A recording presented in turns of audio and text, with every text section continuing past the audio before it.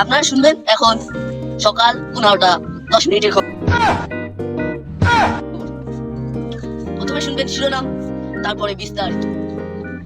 সর্বপ্রথমে আমরা রাখবো টাইটানিক জাহাজ আটলান্টিক মহাসাগরে একটি চিংড়ি মাছের সাথে অ্যাক্সিডেন্ট করেছে। দ্বিতীয় নম্বরে আছে নোয়াখালীতে একটা লোককে চায়ের কাপে ডুবিয়ে মারা ফেলছে। আর মাথা নষ্ট, কি যে কষ্ট কষ্ট কষ্ট কষ্ট কষ্ট।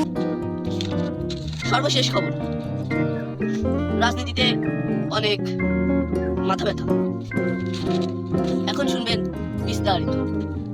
আটলান্টিক মহাসাগরে একটি জাহাজ যাচ্ছিল, যার পথে একটি ছোট কুশো চিংড়ির দেখা।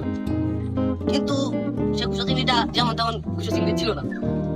ওই বড় জাহাজের সাথে আঘাত করার পরেও কুশো চিংড়ির কিছু হয়নি, কিন্তু জাহাজটা ভেঙে চুরমার। এবার শুনবেন নোয়াখালীর খবর। নোয়াখালীতে একটি লোক চা খাচ্ছিল, আর তার ভাই জমি লিখে নেওয়ার জন্য তাকে চায়ের গ্লাসে ডুবিয়ে চুকিয়ে মেরে ফেলেছে।